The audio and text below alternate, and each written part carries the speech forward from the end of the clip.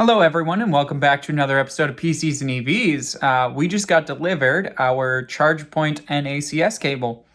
In today's video, what we're going to be doing is we're going to be replacing the J1772 plug that our Chargepoint EVSE came with, the Chargepoint Home Flex, and we'll be replacing that with the replacement NACS cable. I've said replacement entirely too many times, but I guess we're going to let this take live.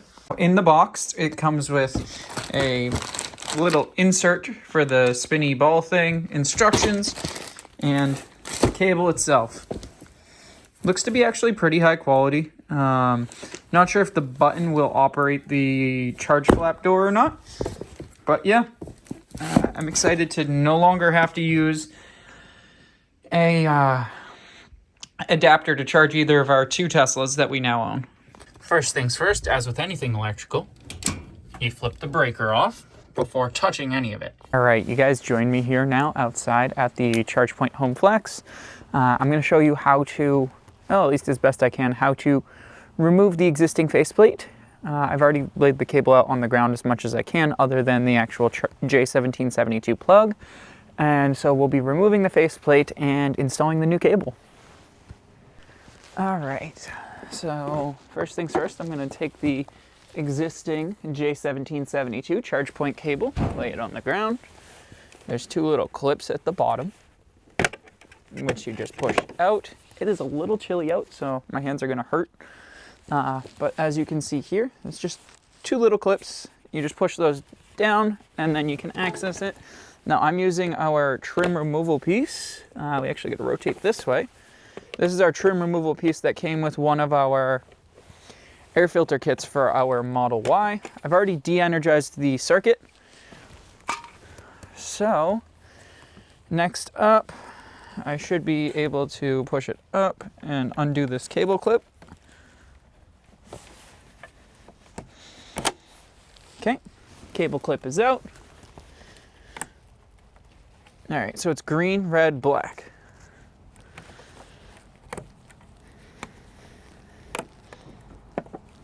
And then you just flip each of these three levers up. You unplug the little 4-pin. And then you just pull the cable out. And just like that, old cable is out. You'd be doing the exact same thing if you had to replace the cable. Say you ran it over with a snowblower or anything like that. You'd be doing the exact same thing. Man, the fact that this is like user serviceable, or at least relatively speaking, user serviceable, is pretty insane to me. All right, so here's the new cable that it comes with and everything. You get another cable clip, which is nice. It's all nicely spooled. All right, it comes with two Velcro straps on it. So let's let that out. All right, and then I've already preemptively removed the cable clip from the other cable. Let's go ahead and feed it up and through. We'll start with the 4-pin. And next, well, we'll feed all of the cables up at once, actually. All right, and then it was green, red, I'm just moving the 4-pin out of the way. Green, red, black. All right, let's get this all rotated properly. Get the cable clip in to hold the EVSE cable up. Let's plug in our 4-pin. And now I'm going to actually, real quick, just review to make sure that I've wired it in the correct order. Green, red, black. Yep, that's what I want to do. Guide pins fully seated. Cable's not going anywhere. So now, I believe I just do the inverse of what we did to open it up. Yeah. That ain't bad, actually. 4 pins already plugged back in. I'm going to lift you guys up and move you closer so that you guys can actually see. You guys can see all the wiring and everything. And then I'll get you guys set back, offset to the side a little bit, just so that I can have a little bit of working space. Just put that back on, lock it, and lock it. All right, that ain't going anywhere.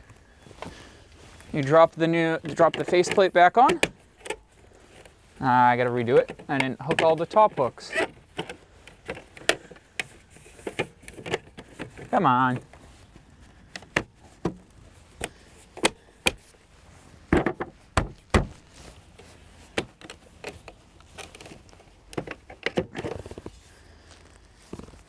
It's not foolproof, clearly.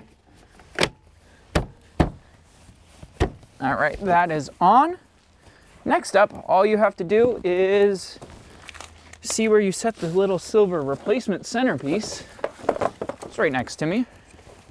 And you just take this and plop it in there. And voila. This took about 10, maybe 15 minutes. We're gonna go downstairs, we're gonna re-energize the circuit. All right, let's spool this up all nice and everything on the EVSE. This cable has some pretty decent memory to it. And so let's go spool it up, or not spool it up, let's go flip the breaker, get that re-energized, and then we'll make sure that it works and plug it in. It's flashing colors like it's initializing. Not too bad. It's flashing a yellow, you guys should be able to see. And now we're gonna take the cable and we're gonna plug it into the car. As you guys can see, they still haven't got my Genesis yet. They still haven't come out and picked up the Genesis. It still hasn't been bought back, all that good stuff. Boo. Button did open the door, actually. Wait, let's close that again.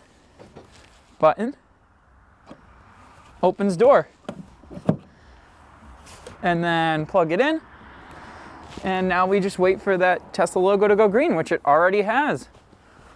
We are now charging on our NACS Chargepoint Home Flex cable.